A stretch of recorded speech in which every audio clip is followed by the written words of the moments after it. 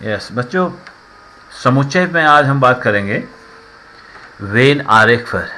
इससे पहले वाले वीडियो में हमने उपसमुच्चय पे बात करी थी। किसी दिए गए समुच्चय का उपसमुच्चय, कब कोई समुच्चय किसी दूसरे समुच्चय का उपसमुच्चय है, कब नहीं है, कब समुच्चय उपसमुच्चय होता है, कब दो समुच्चय आपस में बराबर होते हैं। इस पर हमने पिछले वीडियो में बात करी थी। अब एक अगला कॉन्सेप्ट है वेन आरेख। वेन आरेख, आरेख से मतलब है ग्राफ से मतलब है। तो वेन जो है ये अंग्रेज तर्कशास्त्री हैं।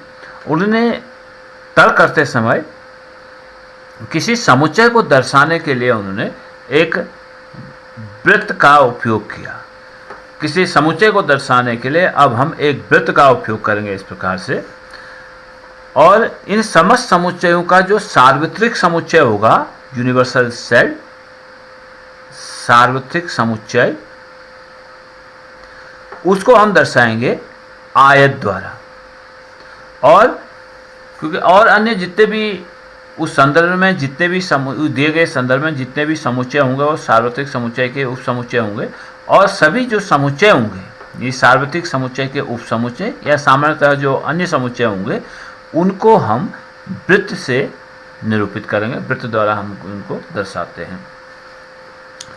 तो अब हमें जानते हैं कि अगर ए कोई समुच्चय है, वो समुच्चय बी का उपसमुच्चय है, तो इसका मतलब जो ये वृत्त समुच्चय ए को निरूपित करेगा वो समुच्चय बी को निरूपित करने वाले समुच्चय से छोटा होगा।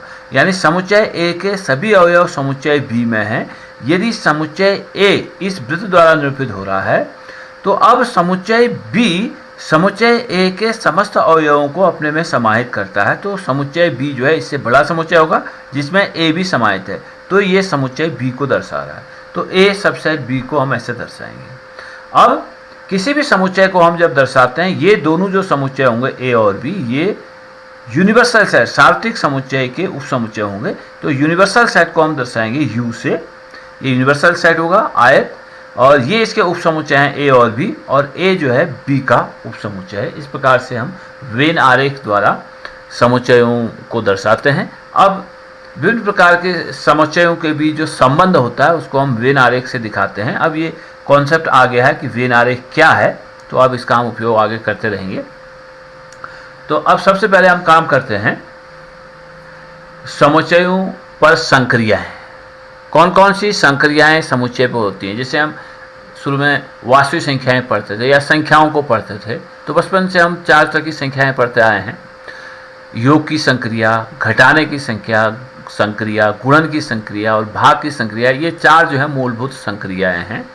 अब एक नया कंस्ट्रक्शन है हमारे पास समुच्चय। तो इन समुच्चयों में भी आपस में कुछ संक्रियाएं इसमें परिभाषित होती हैं। अब दो समुच्चयों का योग से अगर हम बात करें, एक समुच्चय में हमारे पास अवयव 1, 2, 3 हैं, और दूसरे समुच्चय में अवयव हमारे पास 5, 4, 9 हैं।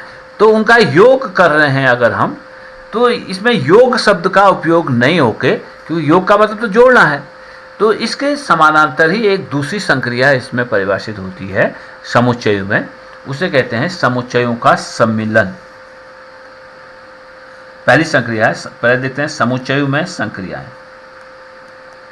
समुच्चयों में संक्रियाएं हम जैसे संख्याओं में देखते हैं कि दो संख्याओं पर एक संक्रिया अगर हम लगाते हैं तो एक दूसरी संख्या प्राप्त होती है। जैसे हमने 2 संख्याएं देखी, 2 और 3 को जोड़ के एक नई संख्या मिल गई, संक्रिया यहाँ पर योग थी। वैसे हमने 2 संख्याओं का अंतर कर दिया, घटा दिया, फिर एक नई संख्या प्राप्त हो गई, गुणा कर दिया, फिर एक नई संख्या प्राप्त हो गई, अगर भाग कर दिया तो ये फिर से एक वास्तविक संख्या परिमेय संख्या में प्राप्त हो गई। तो संख्याओं में इन संक्रियाओं को लगाने पर एक नई संख्या प्राप्त होती है। उसी प्रकार समुच्चयों में 2 या 2 से अधिक समुच्चयों में जब हम संक्रियाएं लगाएंगे, ये विभिन्न संक्रियाएं क्या हैं एक एक करके हम इनको परिभाषित करेंगे। तो इन संक्रियाओं को लगाने के पश्चात हमें एक नया समुच्चय प्राप्त होगा। अब समुच्चयों में संक्रियाओं में पहली संक्रिया है समुच्चयों का सम्मिलन। पहली संक्रिया जो परिभाषित होती है समुच्चयों में वह है समुच्चयों का सम्मिलन। सम्मिलन शब्द का उपयोग हम कम करते हैं जनरली। इसका जो अंग्रेजी रूपांतर है यूनियन का हम सबसे यूज करते हैं। यूनियन ऑफ सेट्स,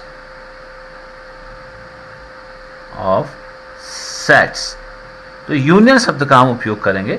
वही प्रतीक भी होता है, दो संख्याओं का यूनियन यानी सम्मिलन। यदि ए और एक समुच्चय है और बी दूसरा समुच्चय है, उन दोनों का हमें अगर यूनियन करना है तो ऐसे दर्शाएंगे ए यूनियन बी। अब देखते हैं संक्रिया लागू कैसे होती है। पहले देखिए प्रतीक ये है यूनियन का, ठीक है, यू, यूनियन का मतलब सम्मिलन, तो ए यूनियन बी। अब ए यूनियन बी समुच्चय क्या होगा? ए और बी दो अलग अलग समुच्चय थे, उनके सम्मिलन से एक नया समुच्चय ए यूनियन बी प्राप्त कर लिया गया है। तो ये ए यूनियन बी समुच्चय क्या होगा? इस ए यूनियन बी में ए समुच्चय ए और समुच्चय बी के समस्त अवयव होते हैं। अब हम जानते हैं कि जो समुच्चय होता है उस समुच्चय में अवयवों की पुनरावृत्ति नहीं होती है, इसलिए ए और बी के समस्त अवयव होंगे। अगर किसी अवयव की पुनरावृत्ति हो रही है ए और बी में तो वो अवयव एक ही बार लिखा जाएगा। जैसे मैंने कहा ए समुच्चय है 1 2 3 4 और समुच्चय बी है 1 2 6 9। जब हम ए यूनियन बी समुच्चय लिखेंगे, इन दोनों समुच्चयों का यूनियन करेंगे, उसमें ए और बी के सारे अवयव आ जाएंगे। अब लेकिन 1 और 2 इसमें भी है, 1 और 2 इसमें भी है, तो एक ही बार आएगा, क्योंकि मैंने कहा ए यूनियन बी एक समुच्चय है, समुच्चय में अवयवों की पुनरावृत्ति नहीं परिभाषित है। तो 1 2 3 4 इसके तो सभी अवयव होंगे। अब 1 2 जो है यहाँ आ गए हैं तो 1 2 दोबारा से नहीं आएंगे। अब 6 9 ये नया समुच्चय है, वो कहलाएगा ए यूनियन बी। मतलब ये हुआ कि यदि कोई अवयव x ए यूनियन बी को बिलोंग करता है, यदि x कोई अवयव है जो समुच्चय ए यूनियन बी को बिलोंग करता है, तो इसका मतलब ये हुआ कि दिस इम्प्लाइज दैट, इसका अर्थ ये हुआ कि x बिलोंग्स टू a, या तो x a में होगा या x belongs to b। x या तो a में होगा या x b में होगा, ठीक है। ये दोनों में भी हो सकता है x, या फिर कम से कम एक में अवश्य होगा, x बिलोंग्स टू a या x बिलोंग्स टू b, या हम कह सकते हैं x belongs to a and b, both में भी हो सकता है। जैसे हम देख रहे हैं 1 2 जो है एक a में भी है b में भी है, तो a यूनियन b के अवयव या तो ये, अगर कोई अवयव a यूनियन b में है या तो ये a में है या वो b में है, या फिर वो दोनों में भी हो सकता है। ये ए यूनियन बी समुच्चय इस प्रकार से परिभाषित होता है। अगर इसका हम वेन आरेख करते हैं, ए और बी दो समुच्चय है हमारे पास। अब अगर मैं इनका वेन आरेख से इनको दर्शाता हूं, तो समुच्चय ए का मतलब ये समुच्चय ए हो गया, समुच्चय बी का मतलब ये समुच्चय बी हो गया। अब इनका यूनियन करते हैं तो हमेशा समुच्चयों को जब भी हम दर्शाएंगे एक सार्वत्रिक समुच्चय के उप समुच्चय के रूप में दिखाएंगे। सबसे पहले आयत सार्वत्रिक समुच्चय को लिखेंगे, ये हमारे पास सार्वत्रिक समुच्चय U है। समुच्चय A और B, ये समुच्चय A था, ये समुच्चय B है। यानी इसमें ऐसा हो सकता है कि कुछ अवयव उभयनिष्ठ भी हो सकते हैं, ठीक है, कुछ अवयव इसमें उभयनिष्ठ भी हो सकते हैं, और कुछ अवयव जो हैं जो अवयव जो हैं वो केवल A में है, और ये वाला जो भाग है ये बता रहा है हमें कि ये अवयव जो है केवल समुच्चय A में है। ये वाला भाग हमें बता रहा है कि ये इस भाग में जो भी अवयव होंगे वो केवल समुच्चय B में है।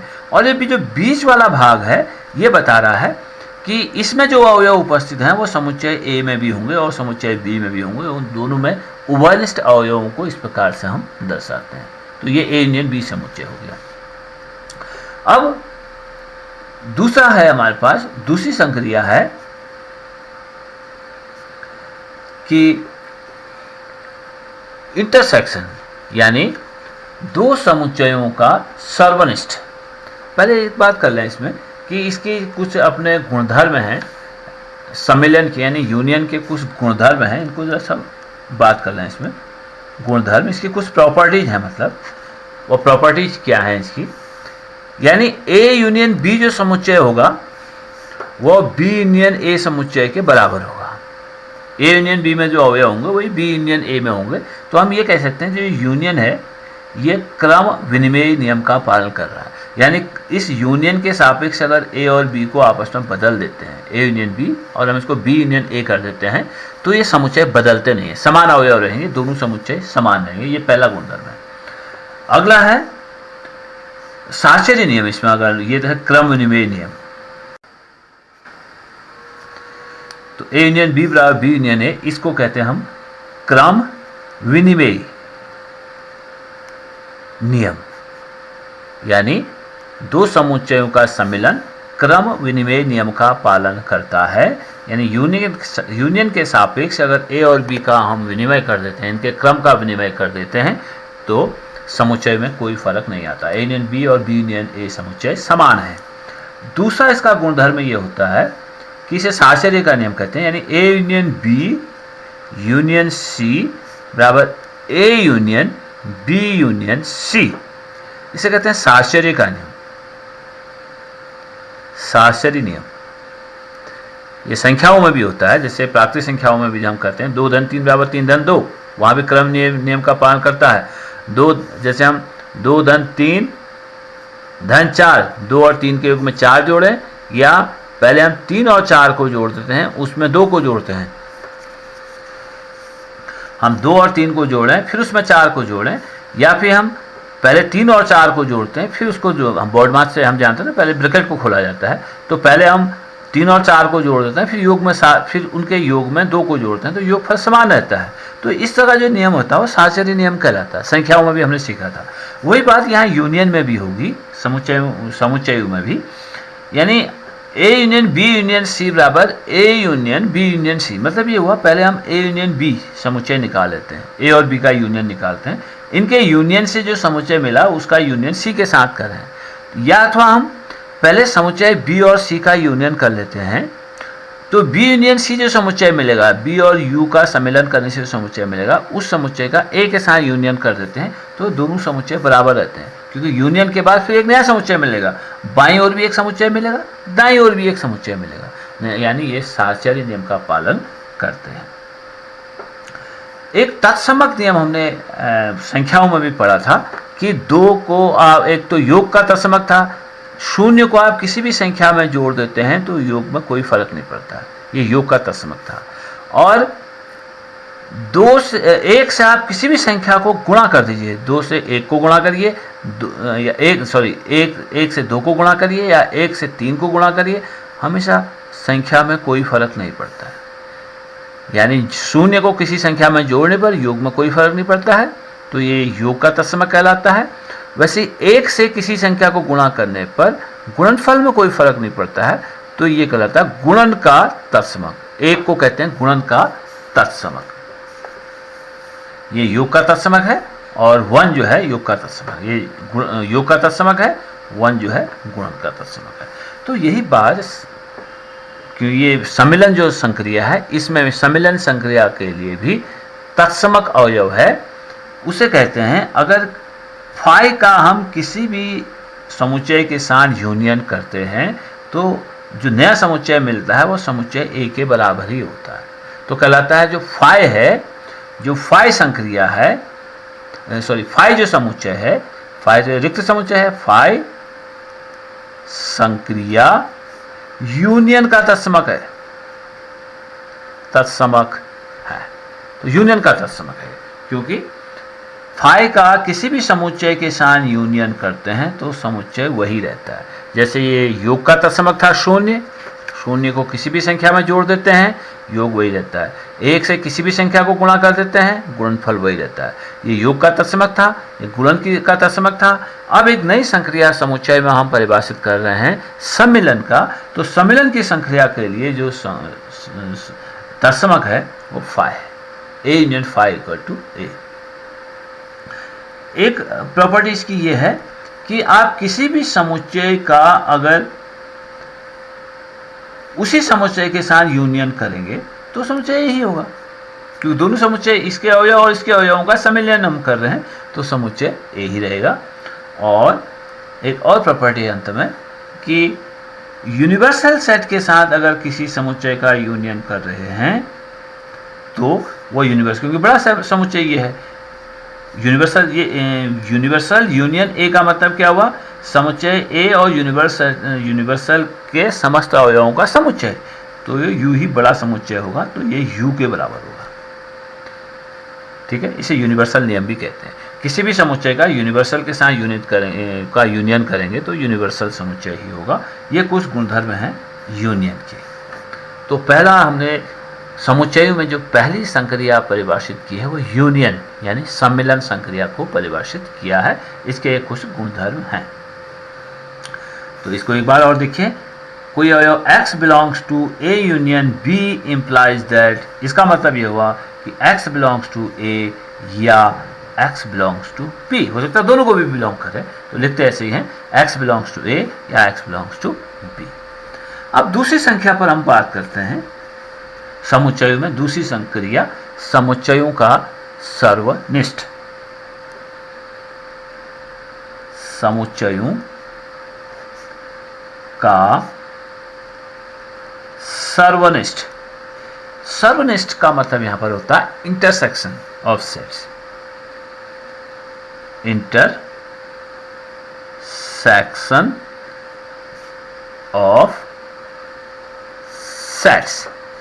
समुच्चयों का सर्वनिष्ठ या इंटरसेक्शन ऑफ सेट्स की बात हम करेंगे कि यानी किन्हीं दो समुच्चयों का सर्वनिष्ठ या इंटरसेक्शन क्या होगा। अगर हम इंटरसेक्शन का मतलब समझते हैं, अगर A और B दो समुच्चय हैं तो दो समुच्चयों का जो सर्वनिष्ठ है इंटरसेक्शन है उसके लिए प्रतीक जो है उल्टा U ऐसे प्रयोग में लाया जाता है। A इंटरसेक्शन B ऐसे पढ़ा, मैं इसको पढ़ेंगे A इंटरसेक्शन B।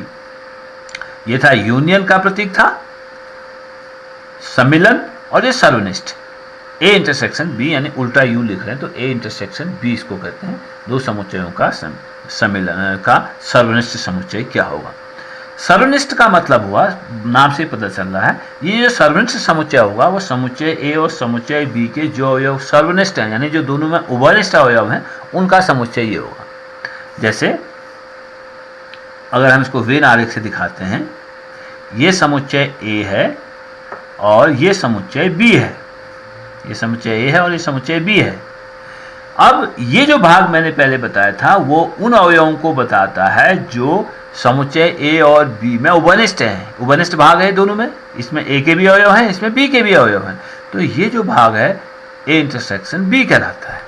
तो मतलब ये हुआ कि अगर कोई अवयव X belongs to A intersection B है, A इंटरसेक्शन B का कोई अवयव कैसे होगा कि X belongs to intersection B implies that, इसका अर्थ ये होगा कि X बिलोंग्स टू A तथा X बिलोंग्स टू B, यानी उस अवयव को समुच्चय A में भी होना होगा और उस अवयव को समुच्चय B में भी होना होगा, तभी वो A इंटरसेक्शन B समुच्चय में होगा।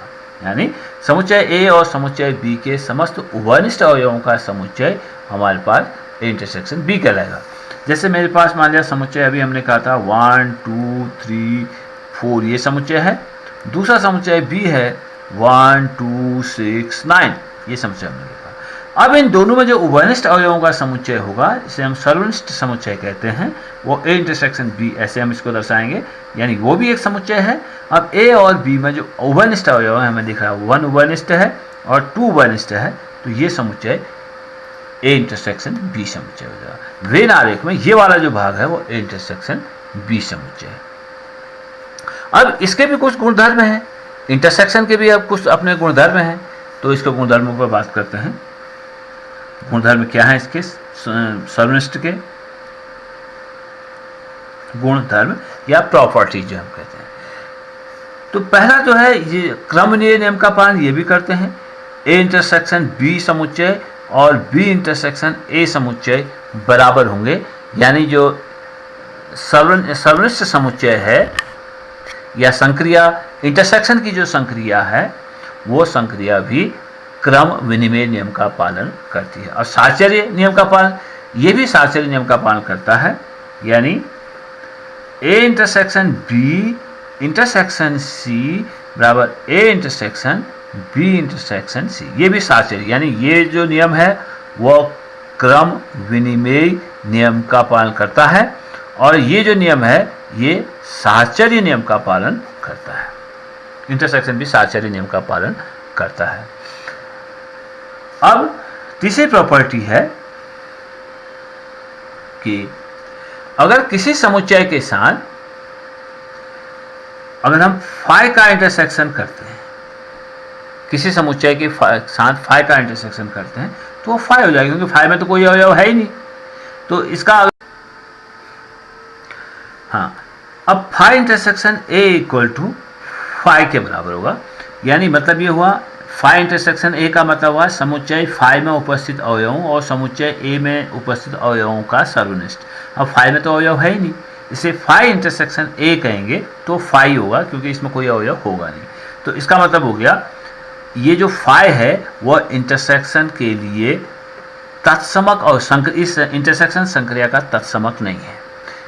कोई अवयव तत्समक कब होता, कोई समुच्चय जो है संक्रिया इंटरसेक्शन का तत्समक कब होता, जब ये होता कि A intersection phi equal to A होता, तब हम कहते हैं कि फाई जो है इसका तत्समक, इस संक्रिया इंटरसेक्शन का तत्समक है। लेकिन यहाँ नहीं होता ऐसा।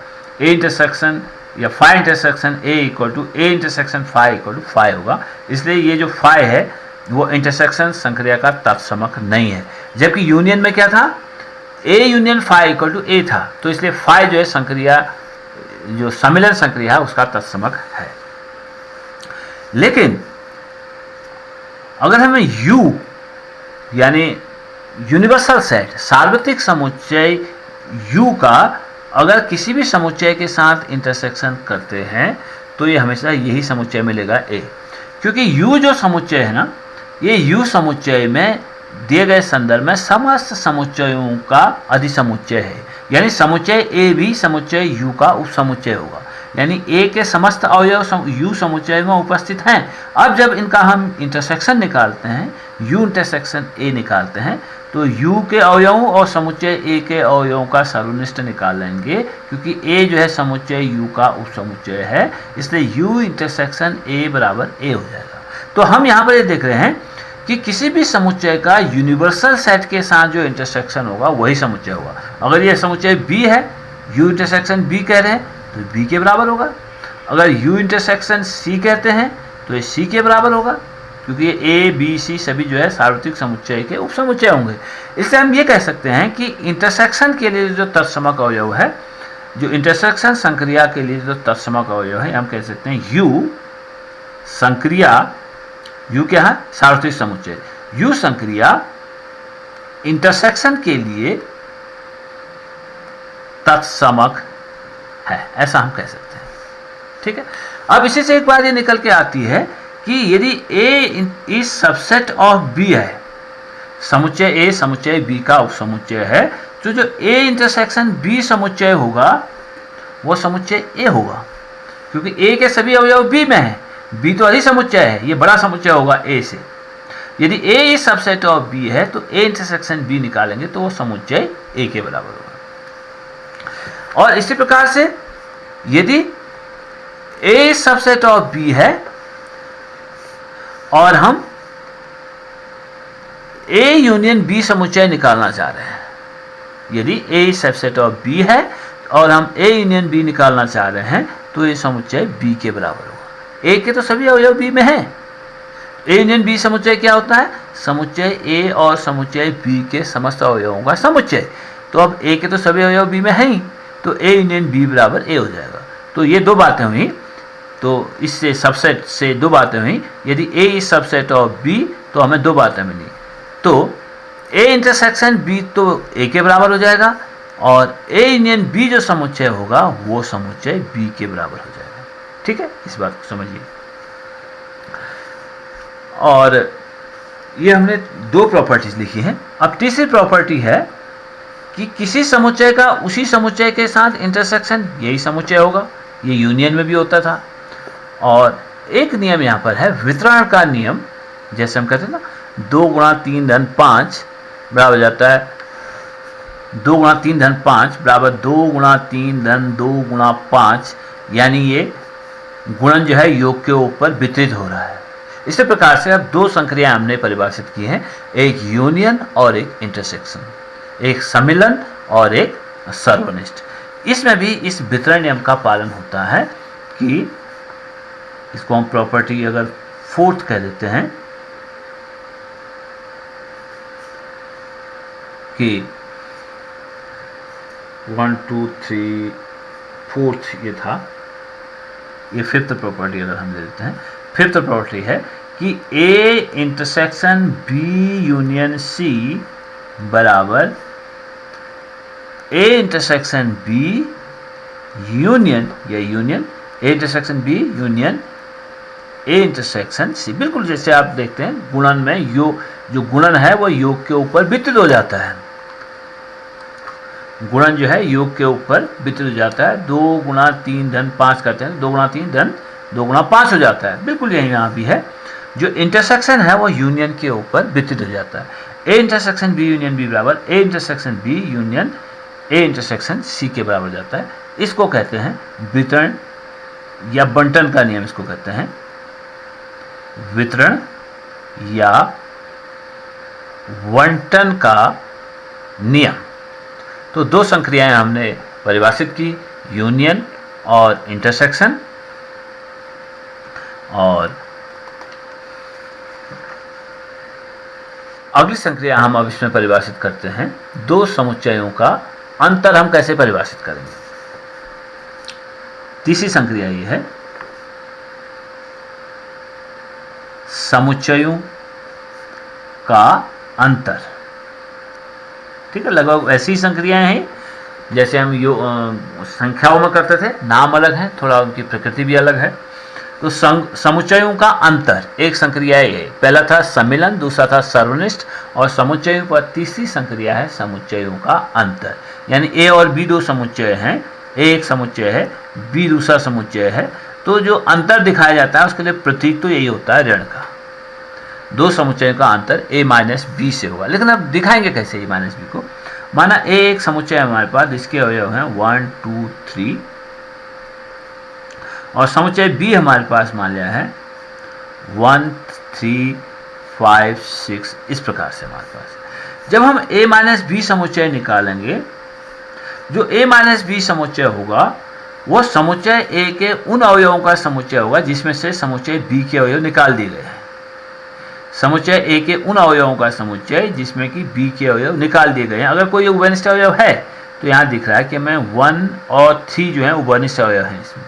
तो a माइनस बी में a के वो अवयव होंगे जो b में है वो निकाल दिया गया, यानी इस 1 को निकाल दिया जाएगा, इस 3 को भी निकाल दिया जाएगा क्योंकि ये समुच्चय b में है। तो अब समुच्चय a में एक ही अवयव बचा 2, यही a माइनस बी समुच्चय हुआ। अगर मैं इसको वेन आरेख से दिखाता हूँ, वेन आरेख को हमेशा हम जो सार्वत्रिक समुच्चय है उसको इस आयत से दिखाएंगे। अब 2 समुच्चय हैं इस प्रकार से, a एक समुच्चय है, b दूसरा समुच्चय है।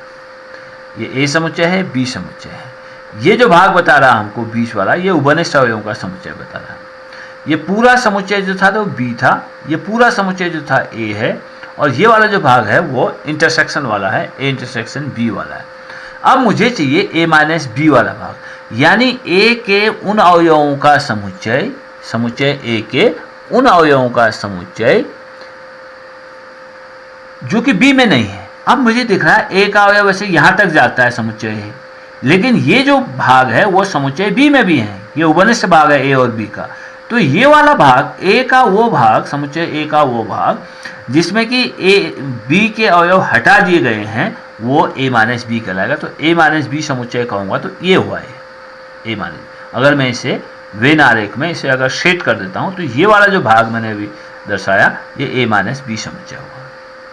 अब अगर मैं b माइनस ए समुच्चय निकालता हूँ तो b माइनस ए समुच्चय का मतलब हुआ समुच्चय b के अवयवों का समुच्चय जिसमें से a के अवयव हटा दिए गए हैं। तो इसी समुच्चय में अगर b माइनस ए समुच्चय निकालता हूँ तो b के वो अवयव जो a में है, यानी ये भी हट गया, 1 जो है यहाँ था, 3 यहाँ है, ये हट जाएगा। अब b के अवयव बचे 5 है, ये हो जाएगा b माइनस ए समुच्चय। तो b माइनस ए यहाँ पर हो जाएगा, यानी समुच्चय b में से a के अवयव हटा देने, जो समुच्चय a में भी है उनको हटा देना है। तो ये वाला जो भाग मेरे पास बचता है ये वाला भाग हो जाएगा b माइनस ए समुच्चय, वेन आरेख से अगर हम इसको करते हैं। ठीक है, तो अगर हम इसे सांकेतिक रूप में लिखते हैं तो x belongs to a minus B, अगर कोई अवयव समुच्चय a माइनस बी में बिलोंग करता है, x belongs to a minus B implies that x belongs to a तथा x does not belongs to b। x a में तो है परंतु x b में नहीं, x बिलोंग्स टू a तथा x does not belongs to b, इस तरह से कह सकते हैं। तो x belongs to a minus B का मतलब हुआ इम्प्लाइज दैट x a में है लेकिन b में नहीं है। x belongs to b minus a का मतलब हुआ x b में है लेकिन a में नहीं होगा, क्योंकि a माइनस बी में अगर a माइनस बी समुच्चय लिख रहे हैं तो समुच्चय a इसमें b का कोई भी अवयव नहीं होगा समुच्चय a में अगर कुछ उभयनिष्ठ था तो, और b माइनस a समुच्चय लिख रहे हैं तो समुच्चय b के उन समस्त अवयवों का समुच्चय होगा जिसमें से कि a के अवयव हटा दिए गए अगर कोई हैं तो b माइनस a समुच्चय अगर लिखेंगे तो इसमें x के b के अवयव तो होंगे, x b में तो बिलोंग करता है लेकिन x a में बिलोंग नहीं करना चाहिए। ठीक है, अब अगर एक चीज हम देखें, एक परिभाषा देखें, असंयुक्त समुच्चय। असंयुक्त समुच्चय, अब दो समुच्चय असंयुक्त कहलाते हैं, यानी a और b दो समुच्चय असंयुक्त होंगे यदि उनमें कुछ भी उभयनिष्ठ नहीं है, यानी यदि a intersection b equal to अगर फाई हो जाए, दो समुच्चय में अगर कोई भी अवयव उभयनिष्ठ नहीं है यानी a intersection b equal to phi हो जाता है, तो हम कहते हैं कि ये जो समुच्चय हैं a और b आपस में असंयुक्त समुच्चय हैं, डिसजॉइंट कहते हैं, डिसजॉइंट सेट्स। ठीक है, असंयुक्त समुच्चय हैं ये a intersection b equal to अगर फाई हो जाए। यहाँ हम एक चीज देख रहे हैं, इन तीन समुच्चयों को हम देखते हैं, एक समुच्चय है a माइनस बी, एक समुच्चय है b माइनस a, एक समुच्चय है a इंटरसेक्शन b। इन तीनों की प्रकृति को एक बार हम देखते हैं।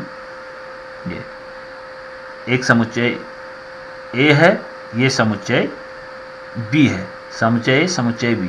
अब ये वाला जो भाग होगा, ये वाला जो भाग है, ये वाला भाग है a माइनस बी, और ये जो बीच वाला भाग है ये है a इंटरसेक्शन b, उभयनिष्ठ अवयवों का समुच्चय, और जो मैंने शेड नहीं किया है ये भाग है b माइनस a। अब देखिए a माइनस बी का कोई भी अवयव a इंटरसेक्शन b में नहीं है और a इंटरसेक्शन b का कोई भी अवयव b माइनस a में नहीं है, यानी a माइनस बी समुच्चय, a इंटरसेक्शन b समुच्चय और b माइनस a समुच्चय परस्पर, ये तीनों समुच्चय जो हैं ये परस्पर असंयुक्त समुच्चय हैं, असंयुक्त समुच्चय हैं।